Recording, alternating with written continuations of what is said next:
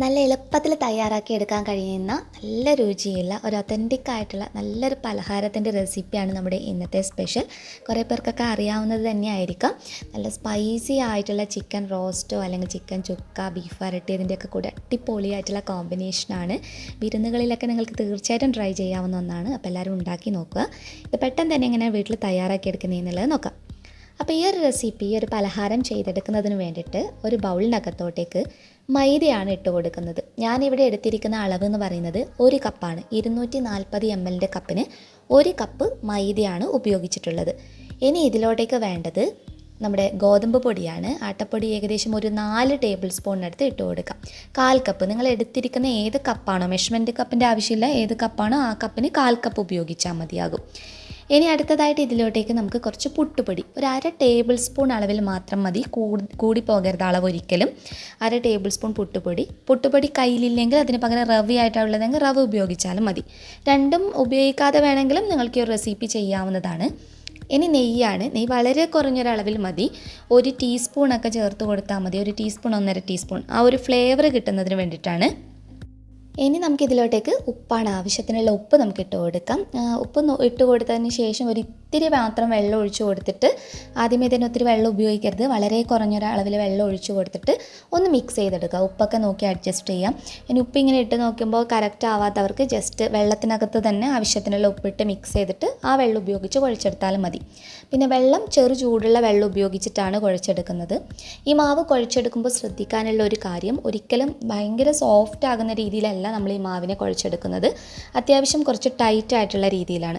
അതുകൊണ്ട് തന്നെ ഒരിക്കലും ഒത്തിരി വെള്ളം ഉപയോഗിക്കരുത്. വളരെ കുറഞ്ഞൊരളവിൽ വെള്ളം ഒഴിച്ച് കൊടുത്തിട്ട് നല്ല കുറച്ച് ടൈറ്റ് ആയിട്ടുള്ള മാവായിട്ട് ഇതുപോലെ കുഴച്ചെടുക്കണം. എന്നിട്ട് ഒരു ഇത്തിരി മാത്രം എണ്ണ, സൺഫ്ലവർ ഓയിലോ കോൺ ഓയിലോ പാം ഓയിലോ ഒക്കെ ഉപയോഗിച്ചിട്ട് ഒന്ന് നനച്ചിട്ട്, അല്ലെങ്കിൽ നനഞ്ഞ തുണി കൊണ്ട് കവർ ചെയ്തിട്ട് ഒരു 15 മിനിറ്റ്, 10 മിനിറ്റ് തുടങ്ങി ഒരു 15 മിനിറ്റ് വരെ അടച്ചു വെക്കുകയാണെങ്കിൽ ഒന്നുകൂടി നല്ലത്. അപ്പോൾ തന്നെ ഉണ്ടാക്കിയെടുക്കുന്നതുകൊണ്ടും കുഴപ്പമൊന്നുമില്ല, പക്ഷേ ഒരു 10-15 മിനിറ്റ് വെക്കുകയാണെങ്കിൽ ഒന്നുകൂടി നല്ലത്.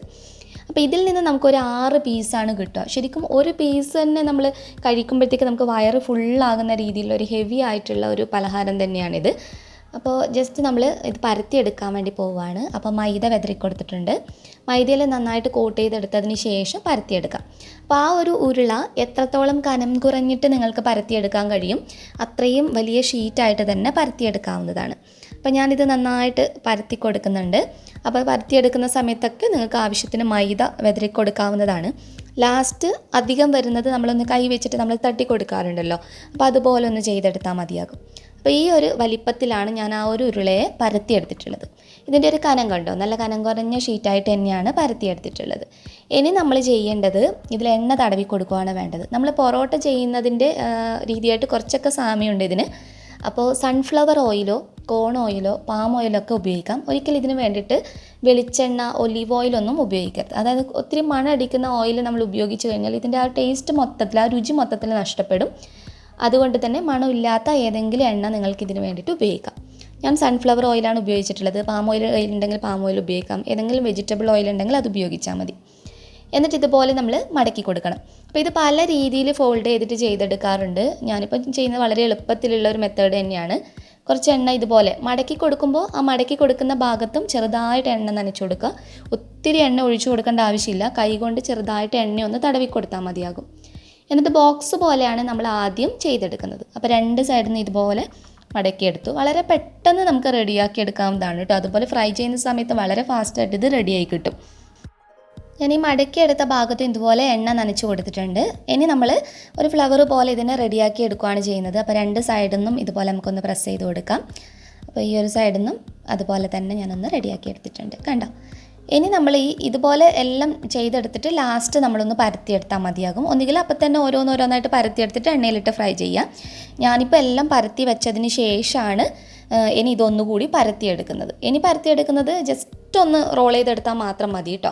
തിരിച്ചിട്ടിട്ട് പരത്തിയെടുക്കുന്നതാണ് എപ്പോഴും നല്ലത്. അതായത് ആ ഫ്ലവർ പോലെയുള്ള ഭാഗം കമിഴ്ത്തി വെച്ചിട്ട് ഇങ്ങനെ ഒന്ന് പരത്തിയെടുക്കുക. ഇനി നമ്മൾ ഒരിക്കലും ഒത്തിരി കനം കുറഞ്ഞിട്ട് ഇത് പരത്തിയെടുക്കരുത്. കുറച്ചൊരു അത്യാവശ്യം ഒരു വണ്ണത്തിൽ ഇങ്ങനെ ബബിൾസ് പോലെ വരുന്നത് കണ്ടോ. അപ്പോൾ അത്യാവശ്യം ഒരു വണ്ണത്തിൽ നിങ്ങൾക്ക് പറ്റാവുന്ന രീതിയിലൊന്ന് പരത്തിയെടുക്കാൻ വേണ്ടിയിട്ട് നോക്കാം.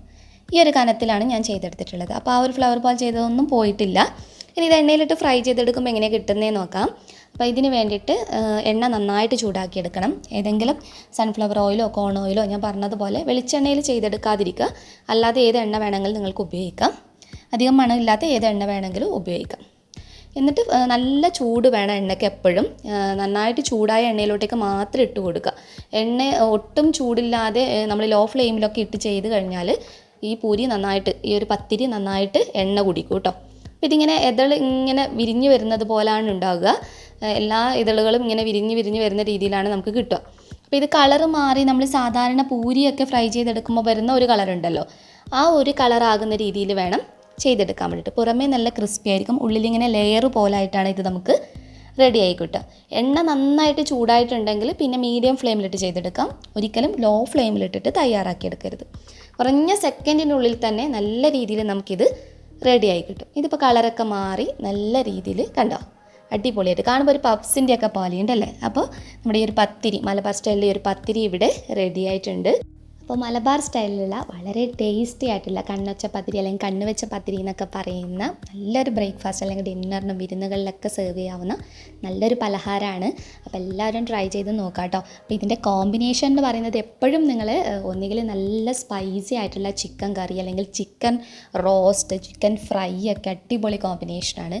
ബീഫ് വരട്ടിയതിൻ്റെ കൂടെയും സെർവ് ചെയ്യാവുന്നതാണ്. നല്ല ചിക്കൻ ഫ്രൈ ഉണ്ടെങ്കിൽ പിന്നെ ഒന്നും പറയണ്ട കേട്ടോ. ഞാനിപ്പോൾ ഇതിൻ്റെ കൂട്ടത്തിൽ ചിക്കൻ ചുക്കയാണ് ഉണ്ടാക്കിയിട്ടുള്ളത്. അപ്പോൾ ചിക്കൻ ചുക്കയുടെയൊക്കെ റെസിപ്പി നമ്മൾ മുന്നേ ഷെയർ ചെയ്തിട്ടുള്ളതാണ്. അപ്പോൾ അത് നിങ്ങൾക്ക് നോക്കിയിട്ട് ട്രൈ ചെയ്യാം. ലിങ്ക് ഞാൻ ഡിസ്ക്രിപ്ഷൻ ബോക്സിനകത്ത് കൊടുക്കാം കേട്ടോ. അപ്പോൾ ഇതിൻ്റെ ലെയർ കണ്ടോ, പുറമേ നല്ല ക്രിസ്പിയായിട്ട് ഉൾഭാഗത്ത് ഞാൻ ആ വെളിച്ച സമയത്ത് കണ്ടോ നല്ല ലെയർ പോലെ, പപ്സിൻ്റെയൊക്കെ ഉള്ളിൽ കാണുന്ന ലെയർ പോലെ അതുപോലെയാണ് കിട്ടുക. അപ്പോൾ അത് തമ്മിൽ ഇപ്പോൾ ഈ ഒരു പത്തിരിയും ചിക്കൻ ഫ്രൈ ഒക്കെ ഒന്ന് മിക്സ് ചെയ്തിട്ടൊന്ന് കഴിച്ച് കഴിഞ്ഞാൽ ടേസ്റ്റിനെ കുറിച്ച് ഞാനൊന്നും പറയുന്നില്ല. തീർച്ചയായിട്ടും ഒരു തവണ ഉണ്ടാക്കി നോക്കണം. ഉണ്ടാക്കി നോക്കിയിട്ട് ഫീഡ്ബാക്ക് എന്താണെങ്കിലും അത് കമൻറ്റ് ചെയ്യാൻ മറക്കരുത്. നെക്സ്റ്റ് വീഡിയോയിൽ ഇനിയും നമുക്ക് നല്ല നല്ല വെറൈറ്റി ഡിഷസുമായിട്ട് വീണ്ടും കാണാം. അതുവരെ ടേക്ക് കെയർ, ബൈ ബൈ.